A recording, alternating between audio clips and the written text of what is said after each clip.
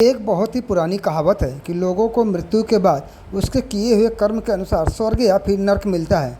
लेकिन लोगों को जीते जी ही अगर नर्क में अपनी ज़िंदगी व्यतीत करना पड़े तो इससे बड़ा दुर्भाग्य और क्या हो सकता है, और वह भी योगी सरकार के एक ऐसे विभाग जिसके ऊपर नगरीय इलाके की साफ़ सफाई, पेयजल आदि की व्यवस्था की जिम्मेदारी हो।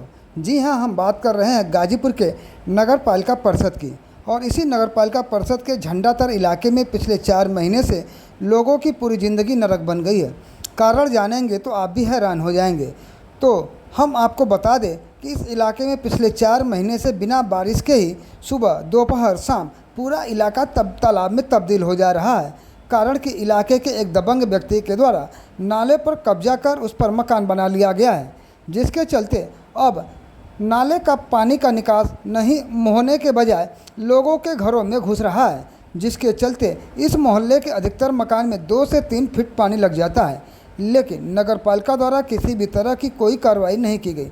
हालांकि नगरपालिका प्रशासन के द्वारा पानी निकासी के नाम पर मोटर से पानी निकासी का दावा तो किया जाता है, लेकिन नतीजा वही ढाक के 3 पात होते हैं। एक तरफ पानी निकासी होता है तो दूसरी तरफ पानी फिर लग जाता है। इसी को लेकर आज इलाके के लोगों ने अपने जनप्रतिनिधियों और खासकर नगर पालिका अध्यक्ष के प्रति विरोध दर्ज कराते हुए प्रदर्शन किया।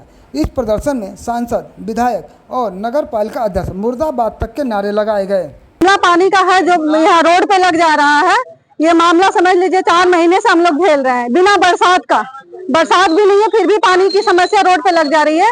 नाली के पानी जो नाली से नहीं बह रहे हैं रोड पे आ जा रहे हैं, और हमारे छोटे छोटे बच्चे जो घरों के हैं वो इसी नाली के पानी से होते हुए स्कूल जा रहे हैं, या हम लोग किसी भी सामान लाने जा रहे हैं तो इस गंदे पानी में होते हुए जाना पड़ रहा है। इसके वजह से हमारे मोहल्ले में 2 लोग की डेथ भी हो चुकी है, 2 लोग मर चुके हैं। इस नरक भरी जिंदगी में लोग रहने को मजबूर हैं। हालांकि सरकारी महकमों के द्वारा ही गंदगी से दूर रहने या साफ सफाई का मैसेज दिया जाता है, लेकिन उन्हीं की लापरवाही के द्वारा प्रतिदिन यहां पर कीचड़ का अंबार लगा रहता है और इस गंदगी से डायरिया जैसे बीमारी के भी फैलने की आशंका है। हालांकि प्रदर्शन कर रहे एक व्यक्ति ने बताया कि डायरिया से उनकी मां की 2 दिन पहले मौत हो गई, और नगर पालिका अध्यक्ष प्रतिनिधि का जवाब भी ऐसा रहा कि लोगों को गुस्सा आ गया। इतने दिन से लगभग 2 महीने से दिन भर कचरा जो है जमा रहता है, और लोग ना ब्लीचिंग ज्यादा छिड़क कर और कहते हैं हमारा अपना गैस डाल देते हैं। ब्लीचिंग से जो गैस निकलता है उससे लोगों का तबीयत और ज्यादा खराब होता है। ओवर ब्लीचिंग गंदगी के कारण जो है ना मेरी माता जी का डायरिया हो गया, और धीरे धीरे उनकी तबीयत बिगड़ गई और मौत होगी। मेरी माता जी पहले पूरी तरह से स्वस्थ थी। कब तबीयत खराब हुआ था? तबीयत शनिवार को खराब हुआ था, डेथ कब हुई? और उसी शनिवार को रात को, शनिवार को जो एकाएक तबीयत ज्यादा खराब हो गया और मौत होगी हॉस्पिटल में। तो क्या गंदा पानी आप लोग घर में भी जा रहा है? पूरे घर में एकदम आंगन से घर में तक घुस जा रहा है। पूरे घर में एकदम गैस बन जा रहा था। इस बात की जानकारी आप लोगों ने प्रशासन को दिया था? पूरी तौर पर दिया था, कितने बार दिया था, लेकिन प्रशासन के कान में जू नहीं रखती है। वो अपना ना सिर्फ काम निकालना जानती है। डायरिया से जो मौत हुई इसकी जानकारी आप लोगों ने दिया?